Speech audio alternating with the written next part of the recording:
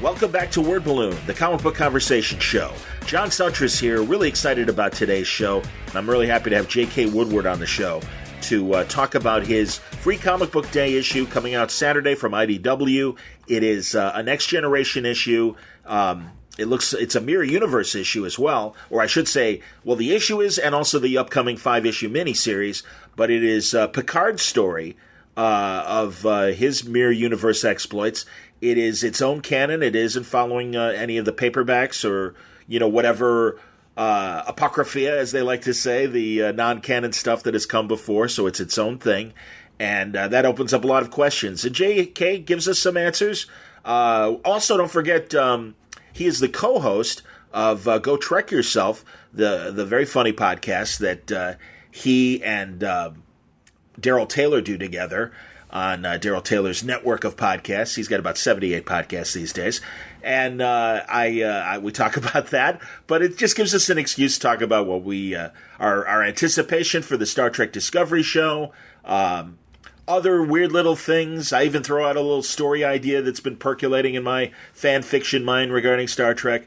So if you like Star Trek, you're going to love this conversation with JK Woodward on today's Word Balloon. It's brought to you by InStock Trades at InStockTrades.com, where some great deals are happening right now on books like All New Wolverine. Isn't that Tom Taylor's fine thing? Yes, it is. It's X-23 carrying on the Wolverine mantle. The book is 42% off. It's just $10.43. You can get the Tarzan Planet of the Apes crossover from Dark Horse and Dynamite, featuring David Walker and Tim Seeley doing the writing. 42% off, $11.59. Greg Rucka's Wonder Woman Year 1. This is Volume 2. And is that Greg and Nicola, or is it Greg and Liam Sharp? It's Greg and Nicola. This is 42% off, and it's $9.85. Of course, they are moving on to Black Magic, getting back to their independent book, which I'm sure you can find at InStockTrades.com as well. Just a couple of the great deals happening now. Check them out for yourself. Don't forget, if your orders are $50 or more, you'll receive free shipping from InStockTrades.com. Before we get to J.K. Woodward's conversation, I wanted to make you aware of a friend's Kickstarter campaign, my buddy James Oliva. A couple of years ago, I made a documentary narrating for James, and he is an aspiring comic book writer and has a new digital comic that he is looking for backing on, and it's called Red Sunrise, a digital comics horror experience. Vampires rule feudal Japan. A samurai seeking redemption stands in their way in the ultimate battle of honor versus terror. You can find out more if you go to his Kickstarter campaign for Red Sunrise, a digital comics horror experience from James Oliva. Without further ado, let's get to our conversation with J.K. Woodward. He does such great work on, previous Star Trek arcs and is always a consummate Star Trek cover artist. The way he gets the likenesses is incredible. He's doing interiors again. It all starts with this Free Comic Book Day issue that comes out in just a couple days. But let's talk about the miniseries and a lot of Star Trek talk with J.K. Woodward now on Word Balloon. Very happy. This guy tapped me on the shoulder and said, "Hey, I got a Free Comic Book Day coming up. Let's do a talk." And I'm like, "Yeah," because it's J.K. Woodward, and B, he's doing a very cool Free Comic Book Day with IDW regarding Star Trek, specifically The Next Generation. But we're going to get into it with J.K. because it's definitely a different spin on the TNG. But welcome back, dude. Hey, thanks for having me on. Yeah, you were the first person I thought of when we were doing this because we had so much fun talking Trek last time I was on. Oh, absolutely, man. Anytime. And also, you yourself with fine comic podcaster Daryl Taylor. You guys do several shows together, but you do, and feel free to list them off, but I know among them is a Star Trek show. Yeah. Actually, we used to do a show that was an interview show called JK's Happy Hour. And it was basically we'd get drunk and interview comic professionals. And then we stopped doing that because just how it is, booking people and getting an interview show is hard. Yeah, and getting 3 people together on one schedule. Yeah. No, hey man, that's why when teams are like, "Hey, let's do something together," I'm like, "Well, that's nice in theory." Yep. But like, can we all make the stars align for all 3 of us to be on? And also, I don't know how you felt about having doing interviews with a co-host, I always feel like sometimes we might be on a connection, host and guest, on a topic. And honestly, you want to be fair and get your co-host in, too. But all of a sudden, it's like, and by the way, I'm a serial killer and I killed 10 people. And it's like, and you're ready to talk about that. And it's all of a sudden your co-host, and I'm not saying this about Daryl, but just, so what's your favorite color? And it's like, oh, wait, no, man, serial killer stuff. Let's get back to that. we did actually have a lot of that. Also, like one of us or the other would go on a long tangent, and the other one would just sit there and get bored because once you get on a tangent, you make that connection. You don't want to interrupt it. So somebody's always like kind of leading it. It never worked out perfectly, but we always had fun with it regardless. Oh, sure. No, and but it is. It's truly hard to coordinate. I mean, that's why TV and radio. In those cases, I think are lucky because they're really only going for 3 to 10 minutes. So kind of all right. You got to get in with your question, let the other guy talk or whatever. So, but anyway, back to the book itself. So wait, you didn't mention your. Oh yes, we started a new one, and it's also me and Daryl, and it's called Go Trek Yourself, and it's a Star Trek podcast. But what we do is we talk. We're basically going to go through the new show when it comes on. Good. But what we do in the meantime is every other week we talk about we catch up on any news we heard about the upcoming show and use that as a sort of springboard to talk about Trek in general. So in other words, if there was a casting announcement for the whoever's going to play the ensign or something, sure. Then we have a conversation about who's our favorite ensign from Star Trek history and why. Oh, good. Sure. So that's what we're doing right now. But when the show comes on, we're gonna actually talk about the show and again put it in context with the whole Star Trek universe for the last 50 years. Excellent, and I'm sure you talk about your own as much as you can, your IDW projects with Trek as they come up. How many issues? Because and you can even break it down either by story arc or by specific issues. But yeah, I just asked that of Slott, and obviously Dan Slott, and he's he's closing in on 200 Spider-Man issues. Well, sure, he's a writer. Well, I know. Dude, he was the first one to say that. He's like, yeah, I'm the kind of jerk that goes, and 10,000 fighters come over the hill. Send. And then the poor artist has got to sit with that for, the week or so to draw all that shit. So, no, I understand. But, yeah, like, how many issues of Trek have you drawn? I would say roughly nowhere near 200. No, I understand. But I started... I've never done anything ongoing, so I guess I started back in 2007 or 2008, right after the run with Fallen Angel stopped. Okay, yes, your creator-owned book with Peter David. Go on. Yep. And I guess I was doing single issues. Remember the Captain's Logs and the Alien Spotlights, sure. The one-shots. Yeah. So I think I did probably about 10 of those. Okay. And then I did a 12-issue miniseries, the Doctor Who crossover. So let's bring that up to 22 there. Then I did the City on the Edge of Forever, which was 5, so 27. And then with these 5s, it'll be, I guess, about 32. That's awesome, man. That's great. Well, and also, we forgot one, right? Or was it just pinups that you did, but Star Trek Planet of the Apes, right? Oh, yes. Oh, if we're not counting covers. That's true. Yeah, I do like 5 I do about 5 covers a month. For Star Trek, and that's really where you want to be if you're a painter, is you want to be a cover artist. Yeah, I understand. Man. But as far as sequentials, I guess about 32 issues. Okay, and seriously, we were talking about it as we were getting ready to record and stuff. Honestly, I can truly appreciate the difficulty of fully painting interiors. That's got to be hard, and obviously.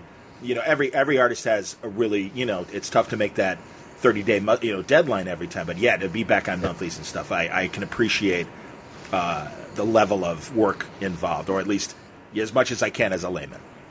Well, I do, on Instagram, so I do share like sped up videos, and even the sped up videos, if you look how long I spend on a face, just the painting part.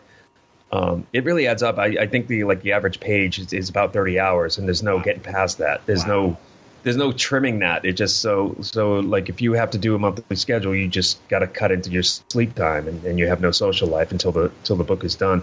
And this is why I do miniseries, because I could not sustain that schedule for a whole year. I mean, it would just be ridiculous. What would be the point? No, I understand.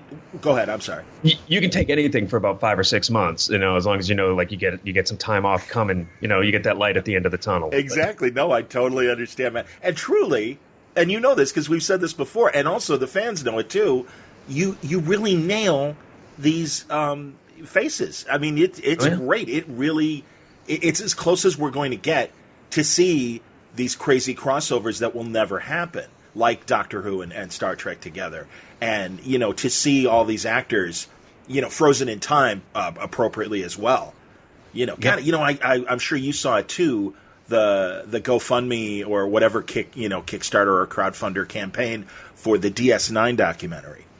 Yes, and you get so used to, and you go to the cons, so you see these people in person more than I do. But you do get used to seeing the reruns, and again, they all look great. But it is 20 years later. Yeah, you forget it's been 20 years. Yeah. You forget that. Yeah, and you see them, and you're like, oh, yeah, that's a different person now. I forgot. Because, yeah, you think of them as existing the way they did 20 years ago now. Yes. Yeah, and I mean, again, they do. They're all very healthy, and I'm glad. And, I know there was like a health scare with Avery Brooks last year. Yeah. I mean, I heard Cyril Lofton. I don't even know what the specifics were, but I saw him, I think, on one of the Vegas panels kind of break down and really concerned and everything. And it seems like he's doing better. Yeah. I don't know, so that's good. I hope so. Yeah, me too, because it sounded like Ira Stephen Bear, when he was talking about the documentary and stuff, if there were any health problems with Cisco or at Brooks. And I think Brooks has since done a couple conventions. I think he did a London show or something like that within the last year or so. I don't know, but I hope he's doing better, regardless. Yeah. All right. You and me both. Oh, there you go. Well, moving on. Now we'll talk about the new miniseries in hand. Again, starting on Free Comic Book Day, just a couple days away. And we got a tease because we go. Is that your cover, or is that somebody else's cover? It's likely mine. Is it the one with Picard in the chair? Yes. With Data behind him. Yeah. Looking very sullen. Yeah. He's got a beard, so that's always a dead giveaway of the subject matter. Mirror Universe, you either add a scar, a beard, or some kind of an eye patch type thing. Of course, they all work out. So, can I ask, and again, I don't want any spoilers, in the context of the Mirror Universe, because it not only explored in the original series, but a lot in DS9, and you can't help but think that, Worf is leading the Empire, or whatever the hell is the governing body right now in the Mirror Universe. Then is this story in past those DS9 stories, or is it prior to that, or is that giving him too much away to even ask that question? No, I can do this. It's well. See what we're doing here, because there were novels with TNG Mirror Universe. Yeah, you rattle them off. But then DS9 came out with their devastated Terran Empire, yes. And it just didn't kind of fit. So what we're doing is we're kind of smoothing over that continuity, and we're telling a story that takes place before DS9. Awesome. In fact, it starts with the Stargazer, and it's the story of Picard getting the Enterprise and how he does it. Oh, that's great. Very cool. So if the Stargazer's there, then likely we might see Jack Crusher. Mm-hmm. I'm not going to say too much. I will say this: the Free Comic Book Day, the Free Comic Book Day issue is a 12-page story that's going to introduce you to this world. Okay. And it's a complete story, beginning, middle, and end. And it will take place on the Stargazer, and you'll see some familiar faces, and you'll see some faces of people that you've only heard about before. Okay, that's fantastic, man. That's great. And it's a first-person narrative, which is good. Oh, great! I can give this away. It's Barclay, it's where we're seeing the Stargazer through the eyes of Barclay, who's head of engineering. Okay, wow. Okay, that's cool. Barclay was head of engineering on the Stargazer in this universe. It's pre-Geordi, yeah. He might actually no, he's not the head of engineering. I think he's like second. Okay, he's high up though. Yeah, we don't really discuss it, but the idea is pretty high up. Okay, and he's working his way up, and he's ambitious. Huh, that's ambitious, Barclay. How dangerous can that be? That's fantastic. Yeah. He's still not skilled socially, but more in a sociopathic way, I think. Well, there's always a fork in the road. Exactly. You can just be, biting your fingernails or be a serial killer. So that's good. That's fantastic. That's great, man. And again, that is the fun of the Mirror Universe, the surprises and the turns. Oh, yes. Of people and everything. Well, it's always interesting to see familiar characters in a new light, or in this case, a new shadow. And then that's really what I enjoyed about the Mirror Universe right from the beginning when I saw, Spock with the goatee, when I was a little kid. It's just like, wow. No question. Uhura, bare midriff and everything, rocking her bod. It's like, hey, man, all right. Nice. The thing about the Mirror Universe, too, is it gives you a chance as a Star Trek fan to be a little sacrilegious. Totally. Yeah. You do all those things that Star Trek is not supposed to do. It gets a little more violent. It gets a little more, maybe a little less cerebral. It's definitely darker. And there's no values to get in the way of these characters. Well, not all of them, anyways. Absolutely. So you can have them do things that they normally wouldn't do. And it's okay because we're looking at the negative here. So the darker we go with this, the brighter the original. Very true. No, I like that. That's great.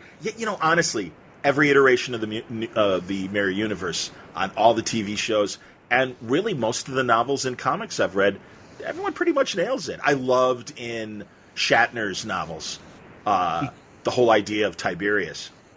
Yes. And that was cool. Do you watch those fan television shows that are on YouTube and the like Star Trek Continues and that? Yes, actually, yes. The Continuous was the one with where Lou Ferrigno played the Orion, right?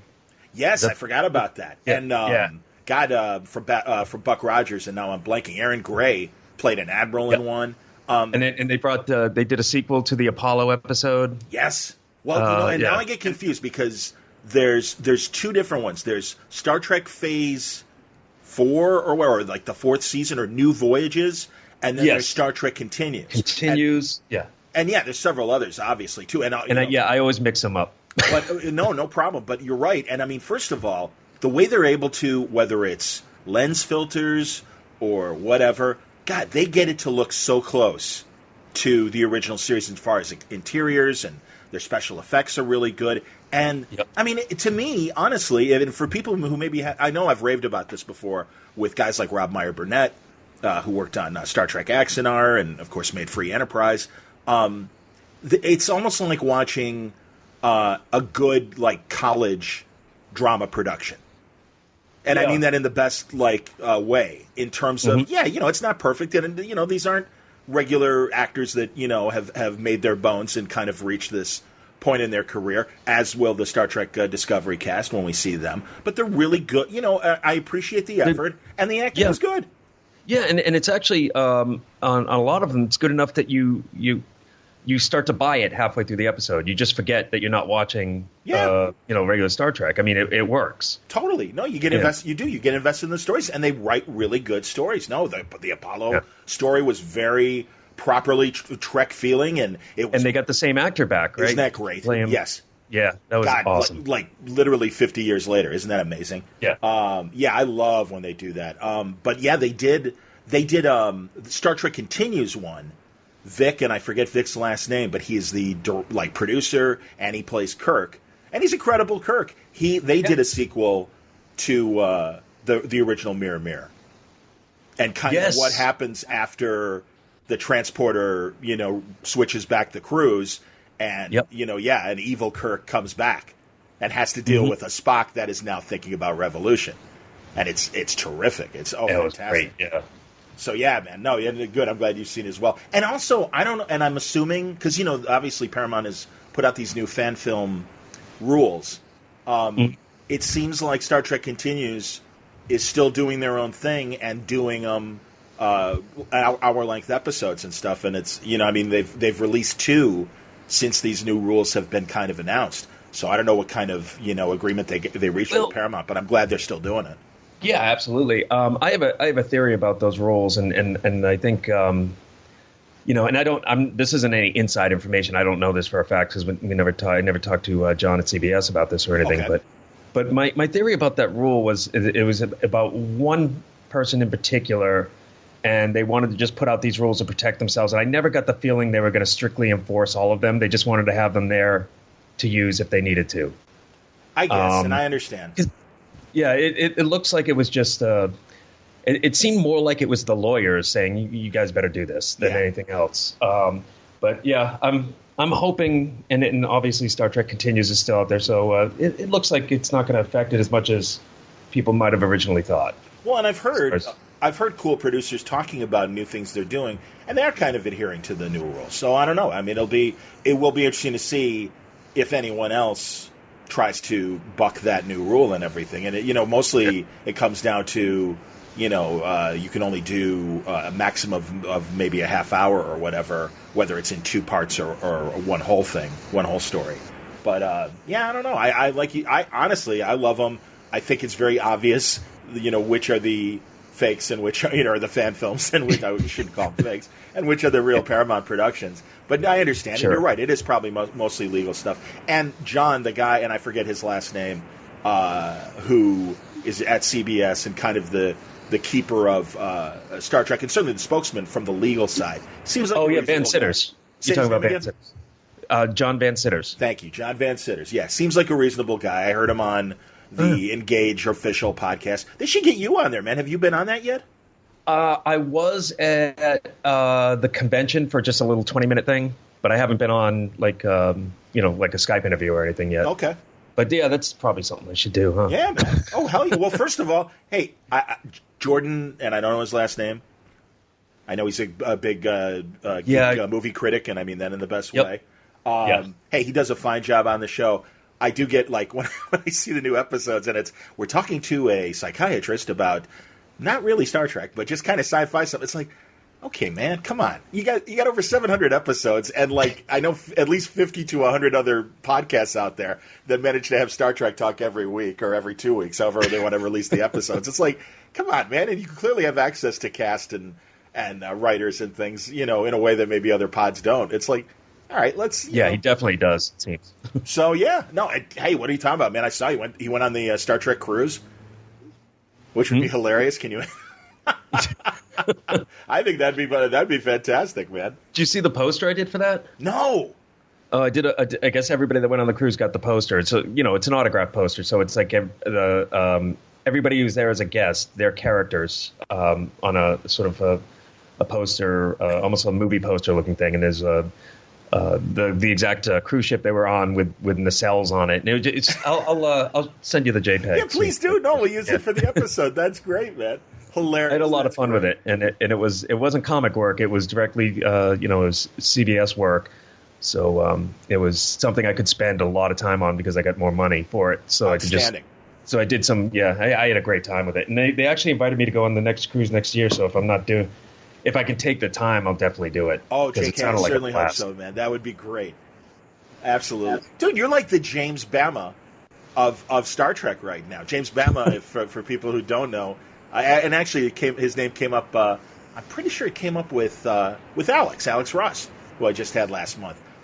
He's a tremendous cover artist going back to the pulp era, and a lot of the great Doc Savage paperback reprints had James Bama covers, and they're just so iconic, and really Doc Savage at his most badass and stuff. And I'm really glad that you're kind of becoming one of the go-to guys in terms of Trek, paintings and stuff, because again, you get these faces so right, and that's the easy step, and then of course your imagination and what you design, it always seems appropriate and iconic. Again, I'm still kicking myself that I didn't buy pinups from you for the Star Trek Planet of the Apes stuff. I mean, Spock and the ape, little jail cell, shit like that, or Nova and Kirk on the wagon and stuff. It sounds like they're drinking, but you know what I mean, literally on a wagon.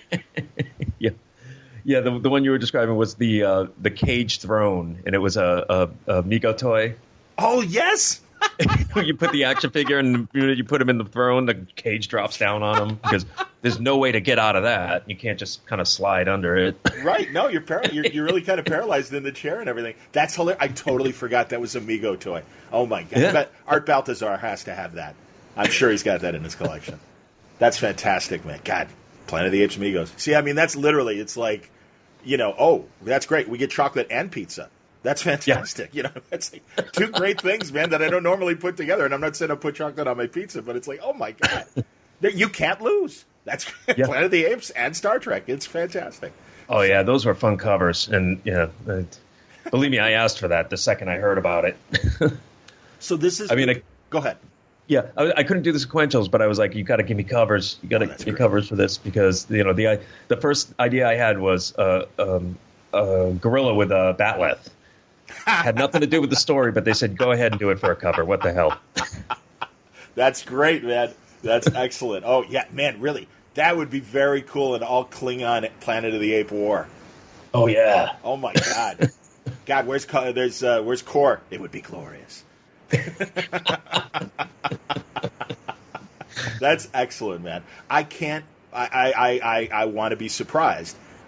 This story obviously will lend itself to, I'm sure, unique encounters between familiar characters, and that's what a great opportunity is. I think did we just I can't even remember now when I was saying about Dan Slott. I think I just said it on the record when how hard it is that you get a difficult scene that might take some serious time and stuff, but it is so cool. So is it like, half of you is like, oh shit, I got to do this, but also, oh my God, this is a great opportunity to do an iconic moment that is only going to happen in comics. Absolutely. It's love-hate through the whole thing. I mean, it's nothing but love when it's done, but while you're doing it, there are some pages I'll read and go, oh my God. Because I'm working with the Tiptons again. Awesome. And I was going to ask, thank you. Excellent.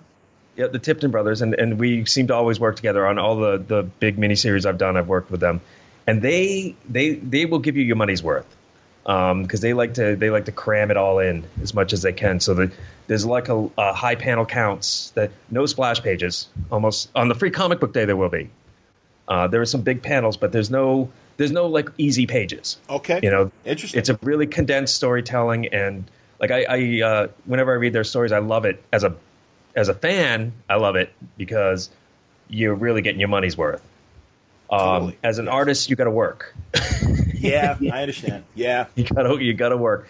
But to be honest, I enjoy the challenge. I enjoy trying to fit it all in and make it all pretty.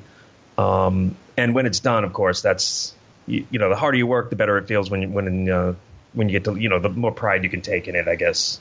Or maybe that's just my Boston working class values. I don't know. No, you should get satisfaction from your work, man. Whose image was the hardest to master? Does it work that way even? No, there are certain faces that are harder than others. Because it's hard, especially with characters like I'll start with Riker. That was the hardest one for me to learn. Because he's just so it's hard to capture what makes him different, what makes him special, what makes him more than just Caucasian male 30s, Mm-hmm. And somebody like Picard, you got the shape of his head, you got that distinctive nose, there are those cheekbones, you have these things that say, wow, that's Picard. Data, the skin tone, the eyes, there are these things that just kind of set characters apart. Riker was hard to find that because it was just a certain. He always had kind of laughing eyes most of the time. You kind of had to get that just right, but it was subtle. It wasn't anything easy.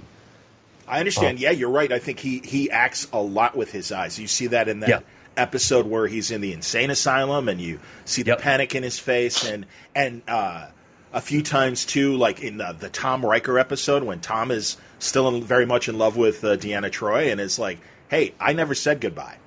And you get that, feeling as much as when he's like enjoying watching Data evolve or Worf being uncomfortable or something like that. And that's when you get the laughing eyes. No, I know exactly what you mean. Yeah. And that's probably his most distinctive Riker-esque quality is if you can get that right, and of course the squinty, he does the squinty a lot with his eyes when he's thinking or looking angry or Yeah, how did you feel about that last episode of Enterprise? Because I understood from an Enterprise standpoint the frustration, but I can't deny it was, taking that away, and especially after a few years since it was released, I don't mind going back to it and watching Riker have fun with the crew and stuff. And, again, it seems, it's weird, and I get it, where fans, and certainly any group of fans, can get very territorial about what they love.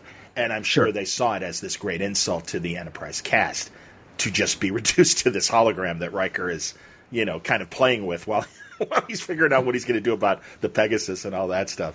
So, but I still love Riker enough that, it was fun watching him even interact with his character. I absolutely loved it. And I'm glad to hear you say some positive things about it, because I I feel like I'm at odds with the world when it comes to that. But I really enjoyed that. And no, it was definitely not an Enterprise episode, so I understand that point that people are making. But, I really enjoyed that episode, that it was a prequel to an episode that we saw that I really enjoyed. And I forget the name of it, but it was good to get some kind of insight on Riker. So I enjoyed Riker as a character, so I enjoyed that episode. I think it's called the Pegasus, literally. Yes. And it is, it's, and it's about the cloaking device that was clearly illegal. And yes. Yeah, and it is those kinds of, like, little Star Trek bits of, continuity that are really the best. Or, like, they'll refer to the fact that, Worf's parents died at the Battle of Kittimer and everything. And, you just do get that kind of nice connection to Star Trek history. And that's why I think it'll be fun to see whatever Easter eggs the boys put in the Mirror Universe story for you in IDW. And I'll be putting in some too, some visual ones. Excellent, fantastic, that's great. Yeah. If you leave me any room, I'm going to throw in some stuff in the background. So yeah, just look for them. I think what we'll do is when we collect this, we'll do the annotations like we did with City on the Edge of Forever, where I point out all the Easter eggs. Outstanding. Where the Tipton brothers point out their Easter eggs, and because I think that those annotations, I think people really enjoyed those. Absolutely. And we did a lot of them. In City on the Edge of Forever. I'm glad you reminded people of that, because I think that's another reason why to look around and reorder that trade if people haven't. Is it only in the hardcover, or is it in both versions? The City on the Edge of Forever one? The annotations, yeah. Yeah, it's just in the hardcover one. Okay, well, there you go. It's just in the hardcover one. But I think Eagle Moss is doing something right now, which I was really excited about. They're collecting, like, pretty much Star Trek comics from all of history into a hardcover sets. You know how the Eagle Moss does, like, every month you get the starships. Yeah, the starships. They're doing that with hardcovers. So City on the Edge of Forever is also available in that. I think it's like the second one you get. Wow. Okay, so you're buying you're basically getting a special hardcover that they are producing. Yeah. And selling. Wow, that's really cool. So they obtained the rights to like everything from Marvel to DC to the was it Gold Key? Yeah, Gold Key. And to the current IDW stuff.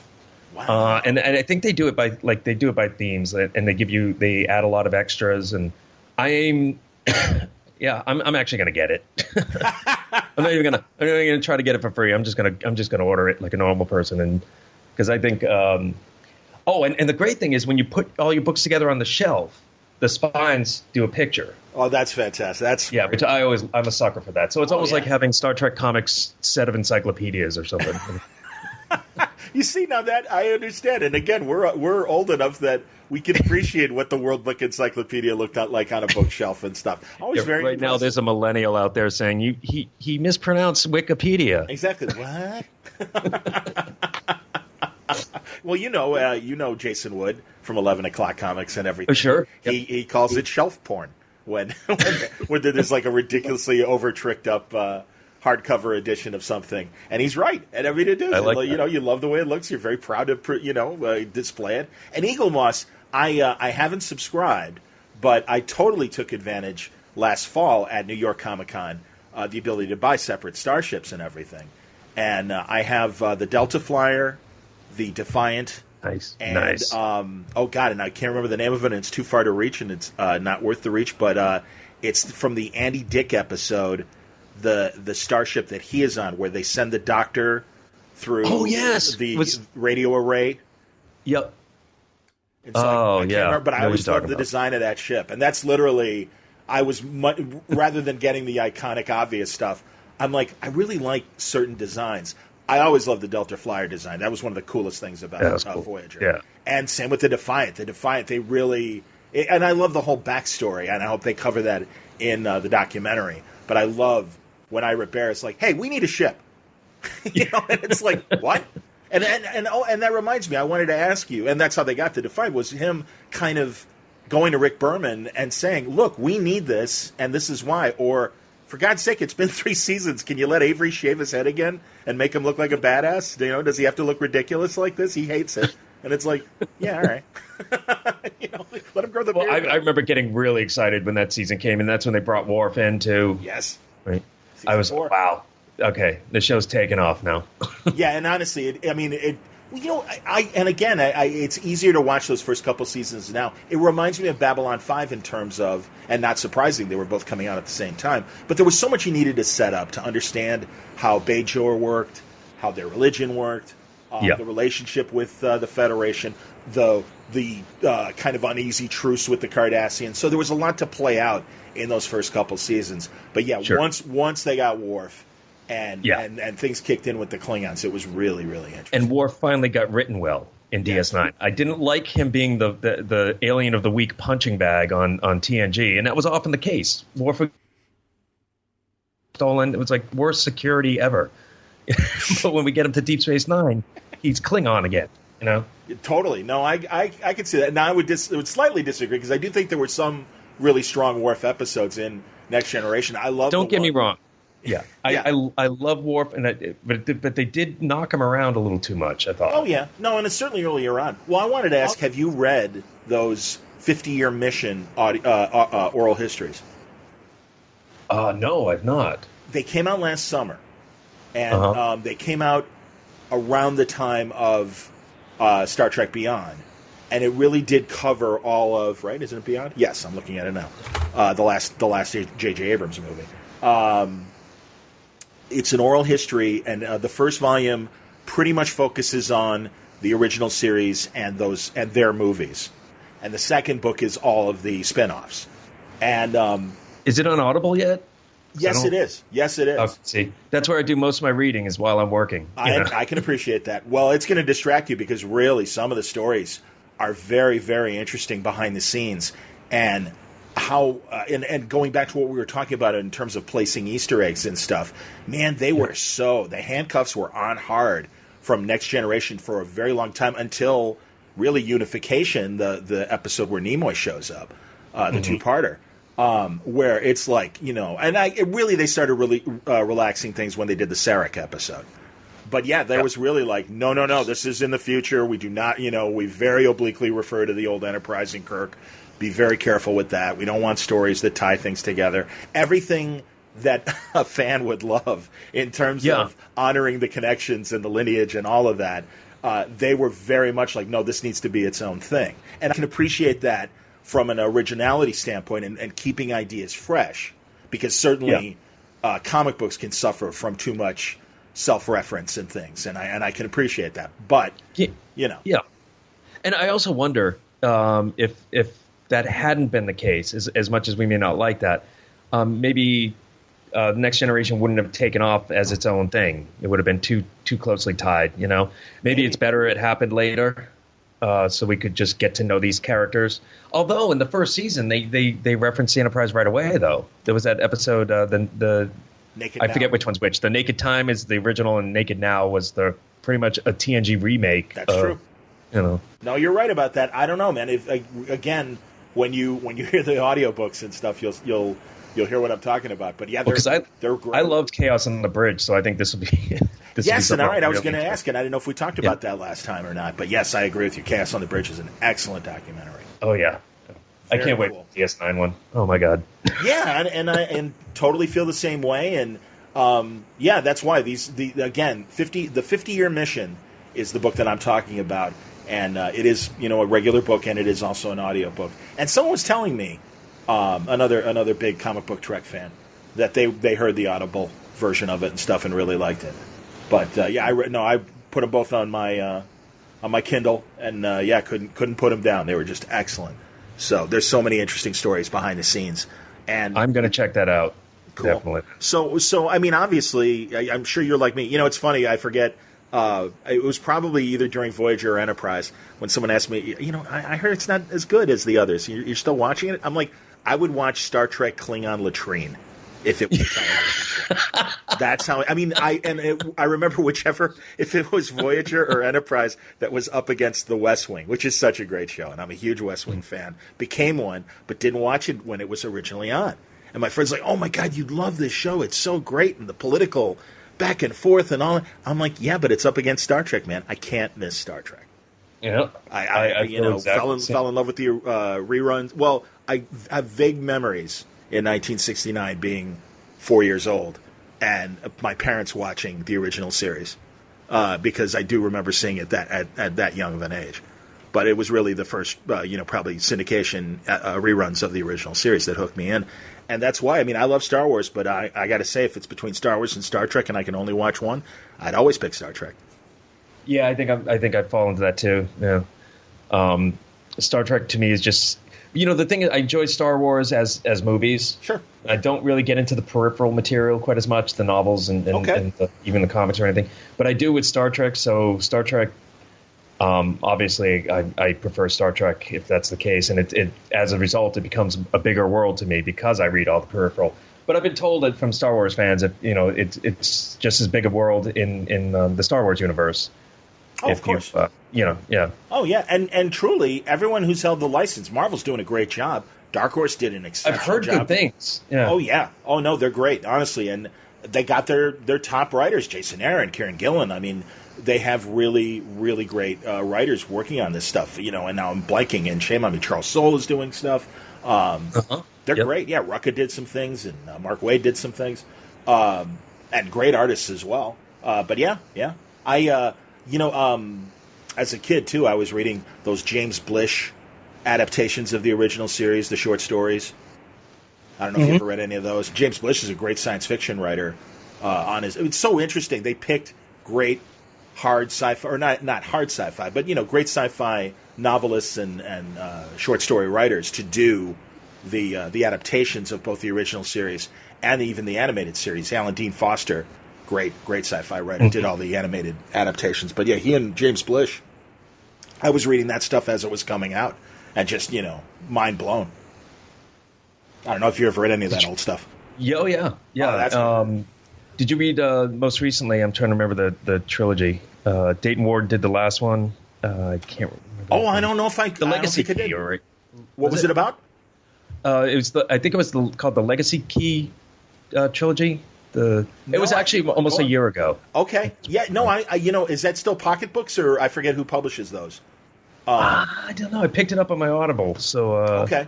I don't remember offhand, but basically it's a device that's been hidden from Starfleet by the previous captains of the Enterprise. And it's like a device that dimensionally shifts. It's just too powerful. And they kind of implied that it was the device in the mirror universe that Kirk had. Oh. To make people disappear. They don't actually disappear. They go into this pocket universe. Yeah. But there's a trilogy about that, and it's what I really liked about it is it featured number one prominently as a main protagonist, especially in the first novel. The original number one. The original number one. Yeah. Number one. She doesn't. I was trying to. I forget her real name. She doesn't have one really. Right. She's just number one. Yeah, Majel Barrett's character from the pilot, and then of course they replayed in the Menagerie. The Cage, Menagerie. Yes. Yep. Good stuff. No, you're right. Very cool. Yeah. I did buy. I don't know if I bought all three. I did buy the first one. I really do kind of cherry pick the current novels, and I'm sure they're all mostly great. I mean, obviously there's varying levels of quality sometimes, but the good ones are great, and certainly like a guy like Peter David certainly knows what he's doing when he writes that stuff. Oh yeah. Among some of the other writers, I always thought David Mack, who writes Star Trek novels, was comic book painter David Mack, but it's not. They're two different. Yeah, I know. I do the same thing. I was like, he can write too. And Keith DeCandio, and I know I'm probably saying his name wrong. I've worked with him, and I knew him when I lived in New York. That's cool. We were friends for a while, but I still don't know. I still pronounce his name differently every time. Well, apologies, Keith. He never corrected me, so he's been on the show a couple of times when he's had Star Trek projects, and I love the Starfleet Corps of Engineers. Those are great e-books as well. I don't know if they do audios of those, but they're great novellas. They're too long to be short stories and too short to be novels. I worked with him on that Alien Spotlight, the Klingon book. Oh, very cool. The Thousand Throats one. It was Kang telling 3 stories from 3 different times in his life, and it was like divided into 8 pages each story. And it was a single issue thing, and I just did 3 different art styles and just had so much fun with it because part of the story was a story of 1,000 years after Kalis, so it's kind of Klingon medieval times, and nothing that I know of has ever been done with that visually. So it was something I could build from the ground up. Had a lot of fun, and I love working with Keith. I love his stuff.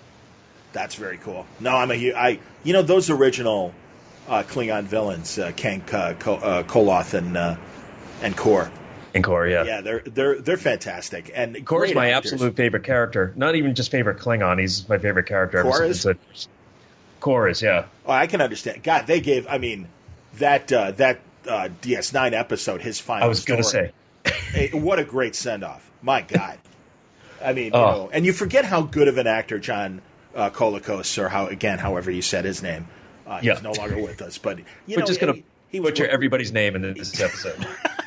It's true. It's sad.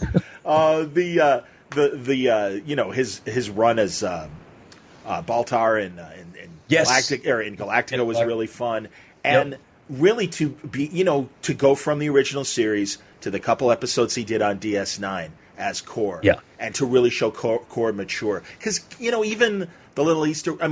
Certainly also in Blood Oath with Dax, you got a little bit more of Kang and a little bit more of Koloth. But clearly Kor was the one that really got so much focus and attention, and got a because he's the most Klingon of any Klingon I've ever seen. He's that's interesting, because I always felt Kang had a little more nobility. Yeah, no, this is a good. It depends on how you define Klingon, because I define them as sort of. I guess Kang has that more of the samurai side, and Kor has that anarchist biker side. He's always drunk. He's always overindulging in everything, from women to booze to violence.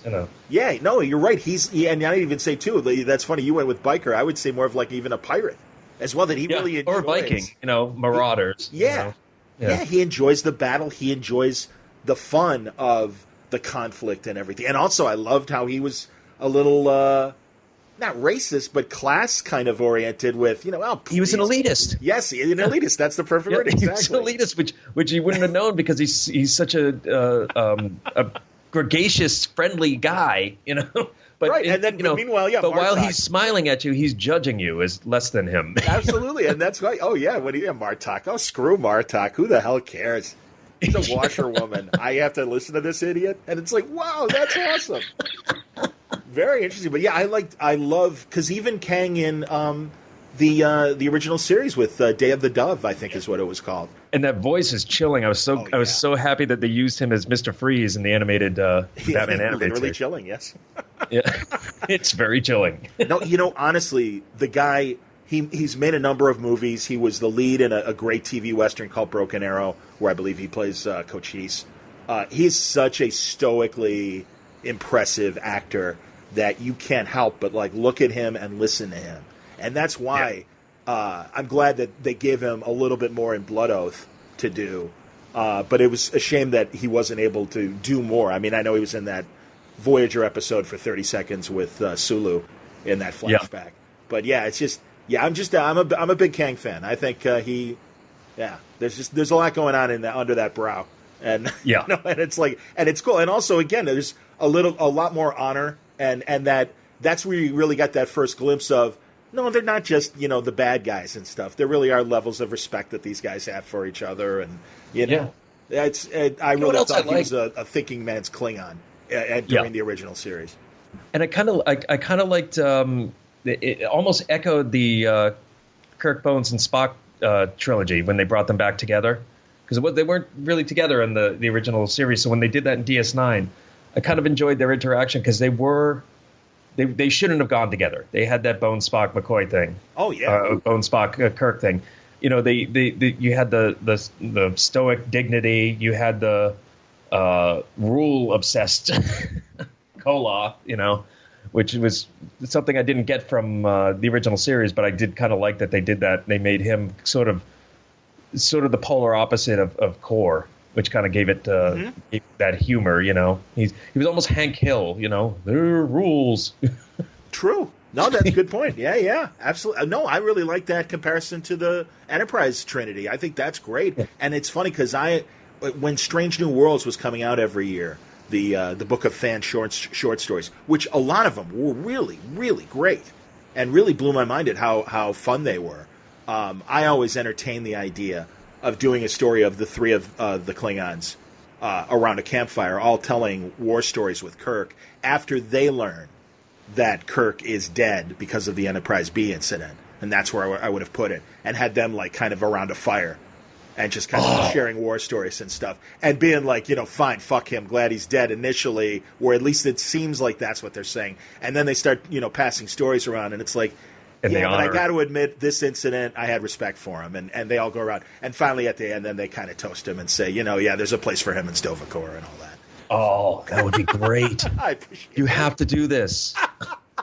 Only if you draw it, dude. I will at the very least do a cover for you. Oh, man. Well, now it's out there in Wordvalid, so if somebody swipes it, I'll know who to sue. No. Hey, man, I have my ambitions when it comes to writing. I would love, but I would not want to do it half-assed, and really to ask an artist to come in on something like that. I'll wait till my ship comes in, and Well, the thing is, asks me to do a story and has an artist ready for me, then I'll do. Well, here's what you do, and it'll increase your chances of getting more artists. You get different artists to do each story that they tell. Oh, that's good. Ooh, I like you get various artists, and that way they can commit to less pages. And that's very good. But I really want to read this, so you have to do this. No, I appreciate that, man. That's very nice. And hey, like I said, and that's why we all have our like fanfic, like kind of, oh God, if there were time and if I could. Well, hey, I know Steve Scott from IDW listens to this, and I know, and probably will, and hopefully Sarah will listen. How is it working with Sarah? I had her on with Mike Johnson, and it was a lovely conversation. We had a bad telephone connection, unfortunately, so it was a little staticky, but truly I love the content. I do want to have her back because, and honestly, I say this completely as a fan. I really love what IDW is doing with the license. I think they're doing an incredible job. But tell me what it's like to work with Sarah. Oh, great. I enjoy working with Sarah. I think this is the first time I've actually worked with her on sequentials. Okay. Because I've always just worked with her on covers. And The City on the Edge of Forever, Rael was taking over editorial duties because I think he had a relationship with Harlan Ellison. So I think this is the first time I'm actually working in sequentials with her. And cool. It's been great. Good. It's been great. I wouldn't complain if I had a little longer to do these things, but I hear you, man. No, we understand that. But I mean, this is the nature of the business we work in. So, no, she's always very pleasant. I know her personally. I like her. She has a sense of humor. She's a fun person to be around. Cool. Nothing but good things to say about her. That's great, man. No, and clearly she loves the franchise. So, again, I got definitely a conversation with her, and she knows her stuff too. Very obviously so. Yeah, no, she really kind of sold me on. Waypoint is the anthology. Yeah. And Boldly Go, right, is the ongoing post Star Trek Beyond. Yep. Okay, very good. Yeah, no, she and Mike really did sell me on Boldly Go and the concept of it and everything. I'm like, oh, all right, I would read that. That's cool. And Waypoint is a great idea as well. Honestly, I was hoping at the time before they announced Enterprise and still even for this new Discovery series, I'm like, I just think before they sold off all the costumes and the sets and everything as they did when they wrapped things up with Enterprise, I was really hoping for more of a Star Trek anthology show because I felt that the mythos was strong enough to merit, okay, this week we're telling a Klingon story. Next week we're going to tell a Ferengi story. Next week we'll tell a Starfleet Academy story. Here's one that takes place on a different starship. Different things like, just bounce around the galaxy. Oh, that would be great. Like different casts, are you saying like without a centralized cast, just tell a story? Yeah, that would be great. And also an opportunity to say, hey, what's O'Brien doing these days at the Academy? Let's do a story let's get Cole Meady to do one and stuff. And I'm like, because again, much like Star Wars, at that point there were like 600 episodes of episodic Star Trek. It's like, you got a big mythos to like kind of play around with. And again, I can appreciate, probably that's cost prohibitive to do it that way. To tear everything down and have it all Klingon one week and then Ferengi the next. But I just kind of thought, God, you must have the matte paintings and stuff, and I don't think it would cost that much, maybe. I don't know. And again, maybe save money from not having a regular cast and just be like, okay, here, come in and do an episode. On MeTV, they're running from the early 70s, Police Story. And Police Story kind of operated that way, where there wasn't a central actor, and they were all just, kind of procedural Law and Order style stories, but in the early 70s. And again, this was Universal Television, and back when there was still enough of a studio system that they had character actors and lead actors under contract to just, like, for instance, Nimoy, after he left Star Trek, he did his one season of Mission Impossible and then signed a deal with Universal. And it's like, all right, this week you're the bad guy in Columbo. And in 2 weeks, we're going to make a night gallery with you. That kind of, where he'd do 5 or 6 different things a year. I remember that. He was like kind of peppered all over the place afterwards in the 70s. Yeah. Yeah. And that's because he had this contract with Universal. And Universal was just such a television factory that they really could just spit out these shows and everything. And Police Story was a great example of that. Again, the overarching theme was they were based on Joseph Wambaugh, a great police fiction writer and stuff, and a former cop himself. His short stories and things. And I think Star Trek is strong enough to have that kind of anthology show too.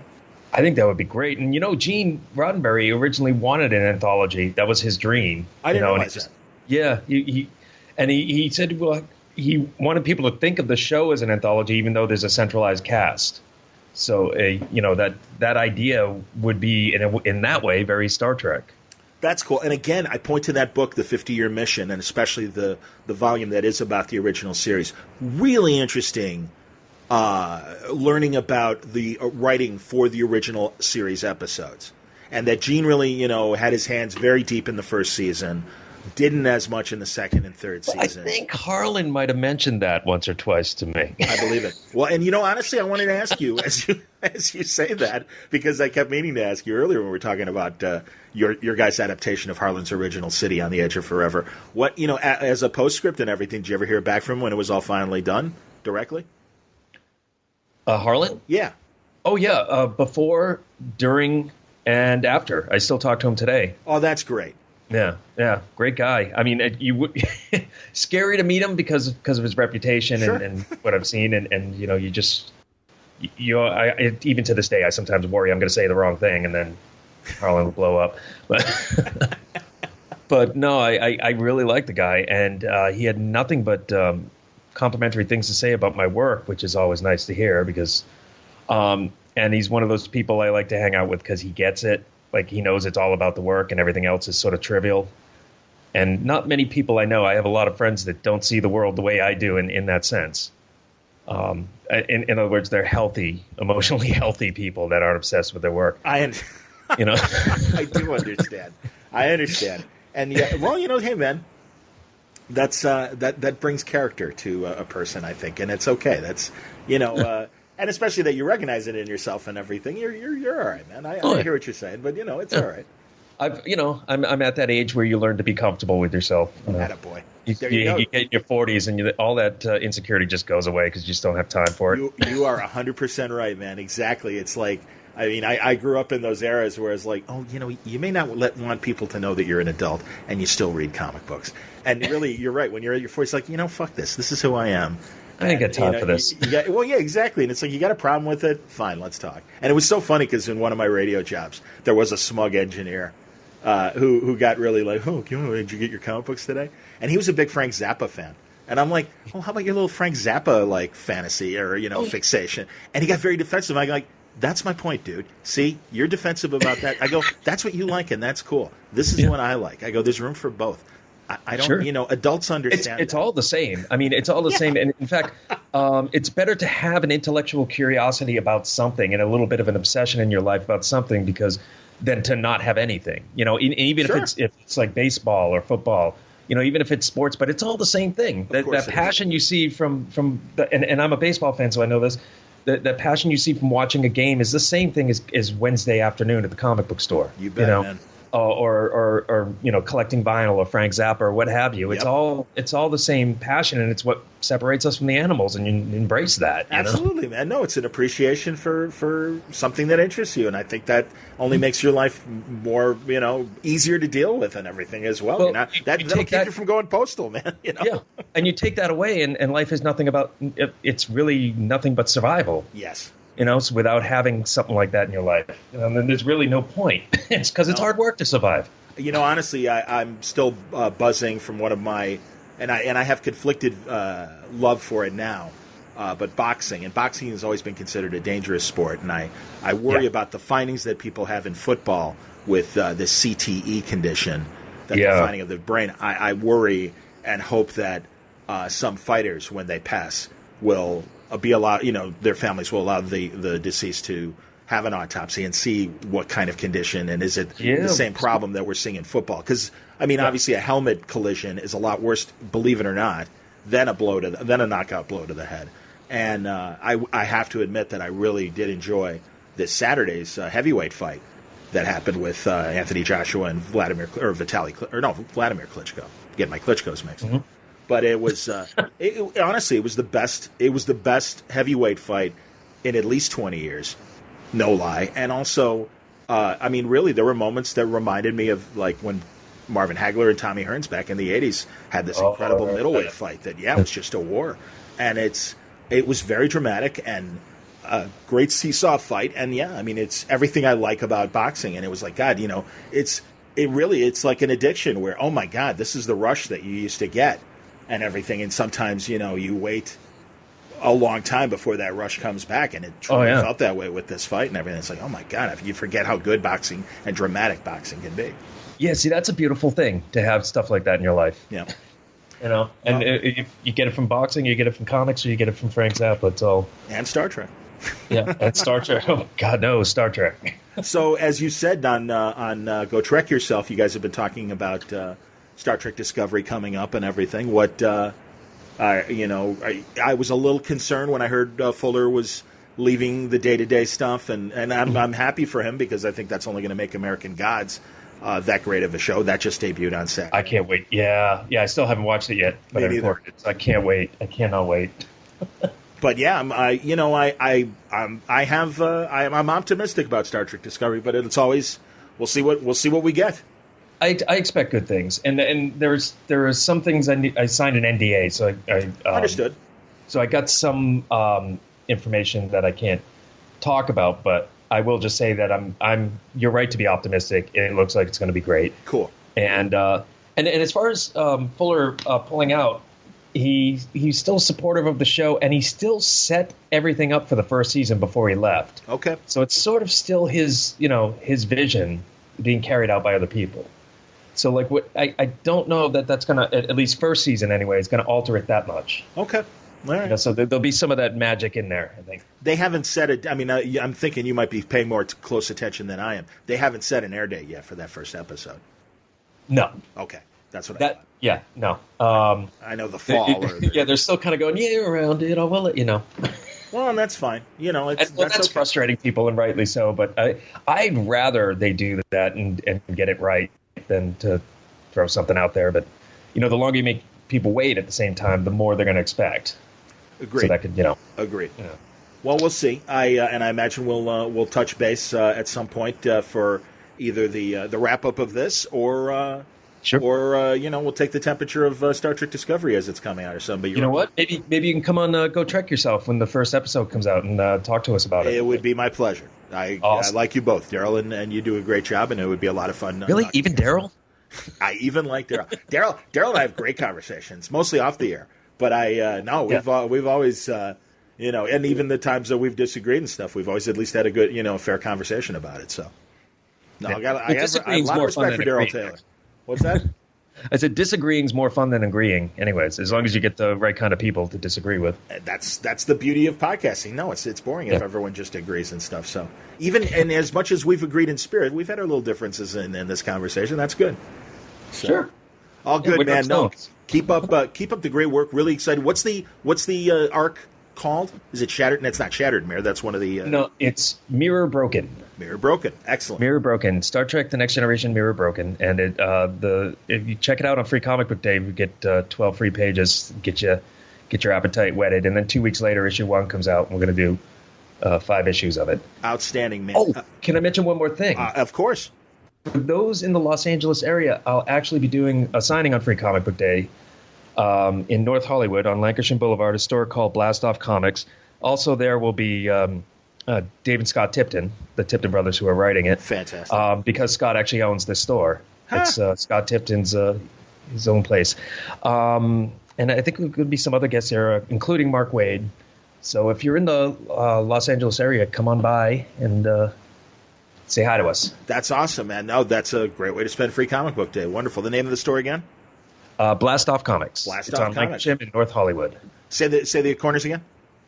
It's on Lancashire in North Hollywood. I don't know what the cross street is, but no worries. You know what? BlastOffComics.com.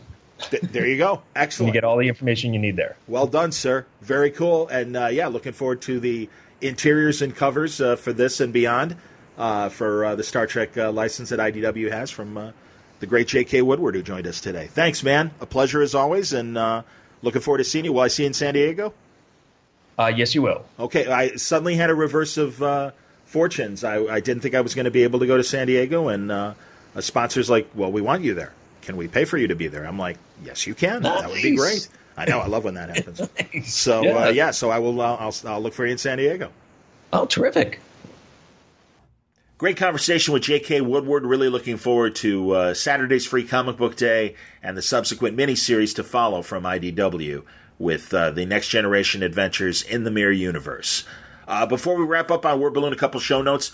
I saw Superheroes Decoded. I saw both parts, and I liked them fine. I got to be honest, the first 2 hours, how many times are we going to rehear that same story of comics from the 30s to the modern era? I'll be honest, you could have put this next to the Superheroes Unmasked. Wasn't that what it was called like 10 years ago on History Channel? That pretty much still holds up. I know it was different producers and stuff, but I am getting tired of hearing the same story. That said about the first part, the second part was great because focused on Black Panther and Falcon and so many female superheroes beyond Wonder Woman. Ms. Marvel got her due, and Sana Amat and Gail Simone, a psychologist, and Nicholas Scott. We got a lot of great female perspective, I think. The great Trina Robbins, for God's sakes. So really cool female perspective on the history of comics. Great to see Steve Englehart included. Interesting that they leaned on his Captain America and Secret Empire stuff, but didn't mention his wonderful Batman stuff from the 70s, which I found kind of oddly, absent, and his involvement with Batman. Also, they had a psychologist who's like, yeah, Batman was a joke until Frank Miller's Dark Knight. And it's like, I think Steve Englehart would have something to say about that. I think Neil Adams might have something to say about that. And they were there. Also, it's so funny, the timing. The stock footage of the Lost comic book documentary that I was talking about on the last episode, a few frames of that pop up in this comic book documentary. I believe Morgan Spurlock produced this new History Channel thing. I found that very interesting. But I'm glad that the second part also included Deadpool, a different perspective on the X-Men, and certainly the newer X-Men. I did it. I just thought the second half had a lot more to do about things that weren't touched before in comic history documentaries. But I got to be honest, I am getting tired of the same story over and over again that happened in part one. The PBS show did everything that this show did. And it actually even more because it obviously had an extra 2 hours to really expand and talk about the differences and stuff. They got into fandom, which I thought was good in the second part as well. Modern fandom. I also like the origins of fandom that they had. I guess it was in that second part still.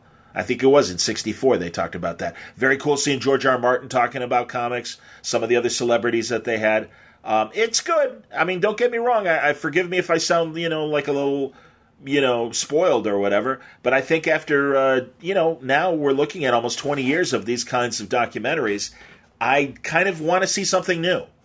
And I think there are still unopened doors of comic book history to explore and still tell the same story, but in a different way. So, I'm shrugging right now. But I had to get that out. I had to get that review out. That's all for today's Word Balloon. It was brought to you by InStock Trades at InStockTrades.com. Check out all the great deals that are waiting for you now at InStockTrades.com. Word Balloon is also brought to you by the League of Word Balloon listeners. Thank you very much, League, for your fine support. Truly couldn't do it without you. And if you'd like to support Word Balloon, you can go to patreon.com/wordballoon. And if you can spare the price of a comic book and help me out, that would be great. As I've said before, I'm currently employed in radio in a part-time capacity. It is helping. I would like to expand Word Balloon, and with your help, I am able to kind of, do the seed work to spawn some projects that hopefully will bring in even bigger cash. Shame on me for that being the ambition, but I think Word Balloon is, as I've said in the last episode, I think, it stacks up there with your favorite comic criticism. I put that in air quotes. News websites or magazines, other podcasts, and I just try to provide you with entertainment and the creator's perspective on some of the issues of the day, both the ones in Mylar bags and sitting on the comic book racks, and also the debate issues as well.